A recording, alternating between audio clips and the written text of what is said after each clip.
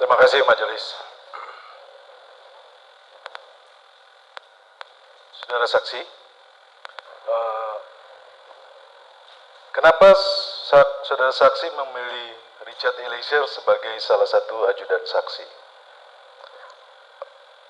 Saya diberikan saudara Richard dari Komandan Detasemen di Korprimob 2 waktu itu, Sadam dan Richard.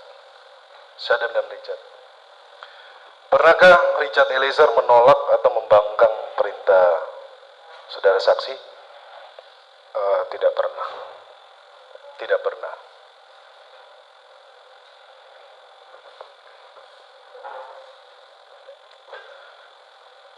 Kemudian kita ke tanggal 8, saudara saksi.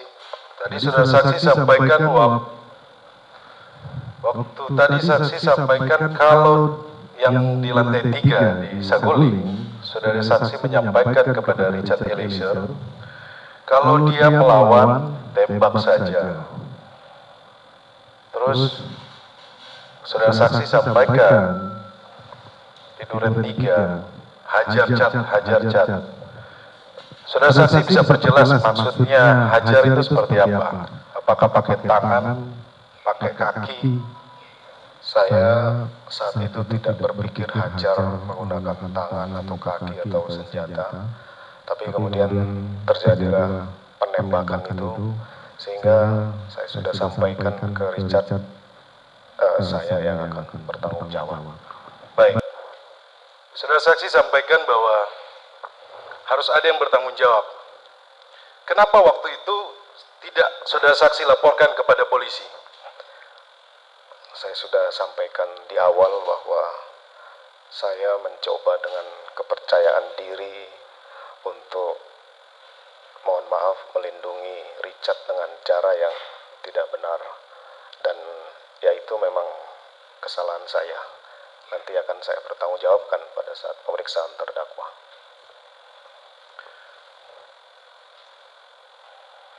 Saksi sampaikan bahwa saksi akan bertanggung jawab. Apa yang akan menjadi tanggung jawab saudara saksi terhadap Richard Eliezer yang masa depannya terancam hilang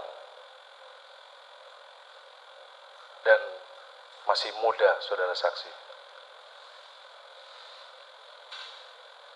Ya, saya tidak bisa menjawab karena posisi saya juga harus mempertanggungjawabkan peristiwa ini.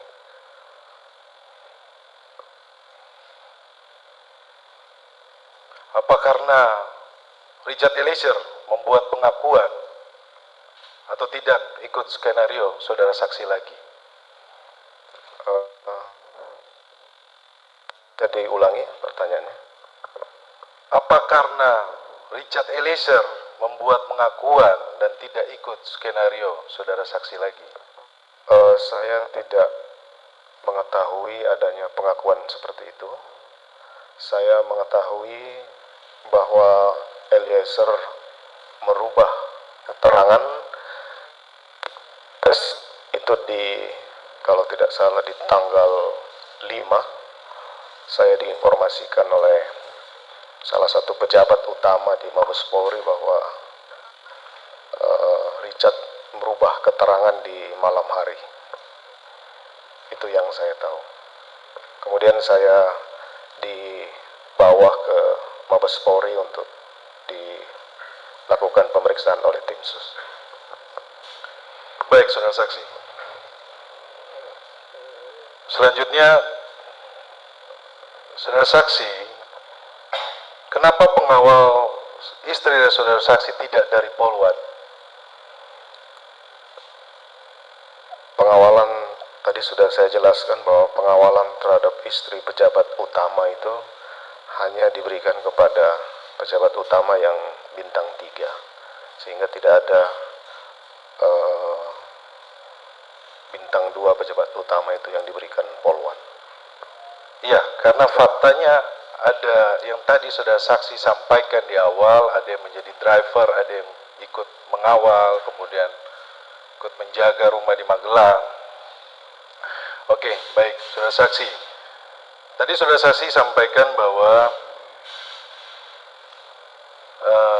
istri saudara saksi tidak tahu isoman dengan siapa. Setelah kejadian yang saudara saksi sampaikan bahwa ada pemerkosaan, apakah saudara saksi tidak perlu memberikan perhatian kepada istri saudara saksi, menanyakan dia isoman dengan siapa? Saya sudah jelaskan tadi bahwa saya sudah tidak berpikir lagi. Saya pada saat itu masih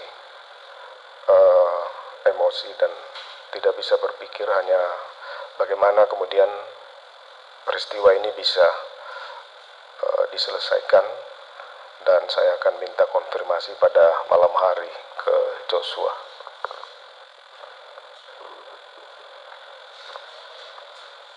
Ya, saudara saksi, di dalam BAP saudara saksi tanggal 8 Agustus saudara saksi menjelaskan bahwa Yosua memiliki tubuh lebih besar dibanding dengan ADC yang lain dan memegang senjata api yang saat itu mendampingi istri saya di Magelang. Istri saya sampaikan akan menjelaskan terkait peristiwa di Magelang setelah tiba di Jakarta. Di sini saudara saksi menyampaikan memegang senjata api. Pertanyaannya, kenapa senjata api tersebut saudara saksi tidak terpikirkan untuk diamankan? Sejujurnya saya juga tidak berpikir akan sefatal itu malam itu.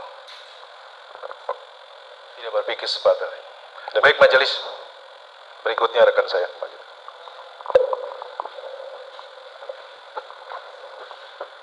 Baik, terima kasih majelis yang terhormat. Terima kasih saudara saksi. Tadi saudara saksi bilang bahwa saudara tidak menyangka begitu bahwa Richard kemudian akan menembak.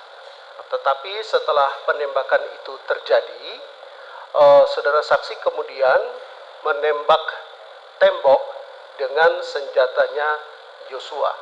Pertanyaan saya, berapa jeda waktu antara saudara Richard menembak Joshua dan saudara saksi menembak tembok dengan mempergunakan pistol Joshua? Untuk waktu tepatnya saya tidak bisa hitung, yang jelas sesaat setelah kejadian, mungkin 3 sampai 5 menit setelah kejadian. 3 sampai 5 menit. Saya tidak tahu pasti. Kira-kira ya? Kira-kira 2-3 menit lah. 2 sampai 3 menit. Selanjutnya, dalam berapa waktu jedanya ketika saudara saksi membersihkan, mengamankan TKP tersebut? Saya tidak pernah membersihkan atau mengamankan TKP karena setelah keluar menelpon pejabat dari di Propam, kemudian memanggil Kasat Serse, maka pengamanan dan olah TKP itu sudah dilakukan oleh penyidik.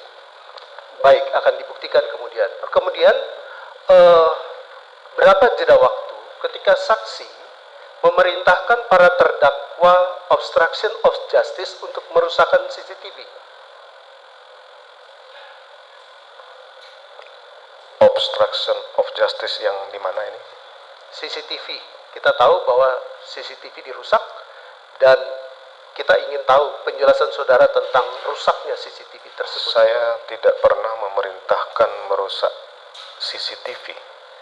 Saya hanya memerintahkan kepada AKBP Arif untuk menghapus semua rekaman CCTV yang sudah ditonton oleh AKBP Arif dan kawan-kawan. Baik, pertanyaan berikut, berapa jeda waktu setelah kejadian itu dengan saudara menemui pimpinan? Saya menemui pimpinan kurang lebih jam 22 kalau tidak salah, saya tidak ingat pasti. Malam setelah kejadian.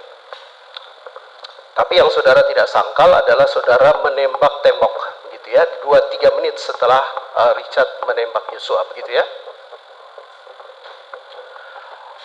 Kalau ternyata menurut saudara saksi, penembakan yang dilakukan oleh saudara Richard tersebut adalah keputusan sendiri Saudara kan tidak seharusnya membuat skenario tembak-menembak dengan cara menembak dinding. Saudara ketika itu adalah Kadif Propam. Sudah barang tentu ketika saudara melakukan hal tersebut, maka indikasi bahwa saudara yang merekayasa, merencanakan ini menjadi terlihat.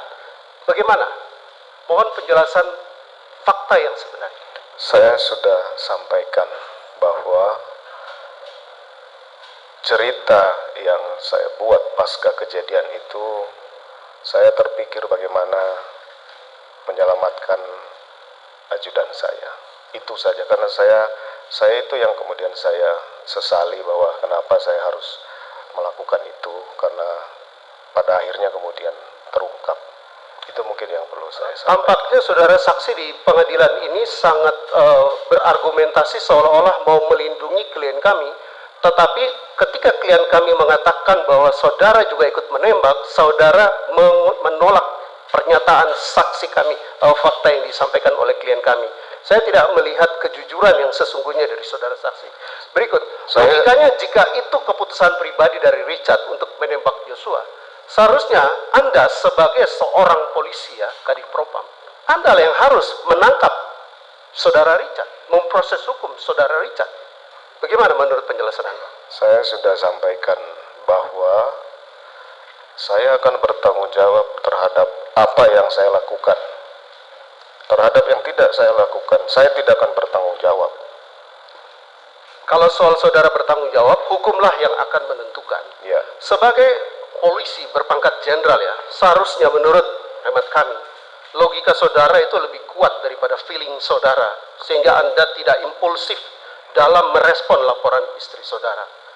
Dan oke, saya mencoba untuk merangkai pertanyaan sesuai dengan penjelasan Anda bahwa Anda tidak suruh klien kami yang menembak. Jika begitu, bukankah polisi sekali lagi itu adalah pihak yang berkewajiban untuk menangkap pelaku kejahatan? Dalam hal ini Richard. Saya kan sudah sampaikan bahwa saya sudah menerima resiko dipecat dari apa yang saya lakukan. Kan sudah selesai itu. Sekarang kita sisa bagaimana kemudian saya berikan kesaksian kepada adik-adik saya yang ada ini. Saya sudah menerima semua akibat dari yang penasihat hukum sampaikan bahwa saya tidak pakai logika apa segala macam. Itu saya sudah siap hadapi dan saya sudah dipecat dan kemudian sudah menjalani proses hukum ini. Masih ada pertanyaan lagi? Baik, kalau Anda memang merasa bahwa istri Anda dilecehkan, sebagai seorang jenderal polisi, apakah solusinya itu menghajar pelakunya? Itu kan main hakim sendiri. Saya tidak akan berpendapat terhadap pertanyaan ini. Masih ada lagi? Oke, baik. Di Saguling, ketika itu, apa yang saudara katakan kepada klien kami, Richard Eliezer? Tadi sudah ditanyakan. Jangan ditanyakan lagi, yang sudah itu jangan diulang. CCTV yang di lantai 2, lantai 3 Saguling sekarang gimana? Saya tidak tahu karena setelah patsus saya itu kemudian dilakukan penyitaan oleh penyidik. Sebagai pengetahuan saksi, saudara Yosua itu mati karena perbuatan siapa?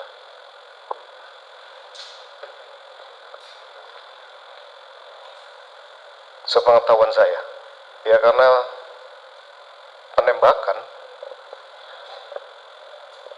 Kalau kematian itu karena penembakan yang dilakukan Richard, apakah saudara juga memiliki andil dalam kematian Yosua? Nanti silakan hakim yang menilai.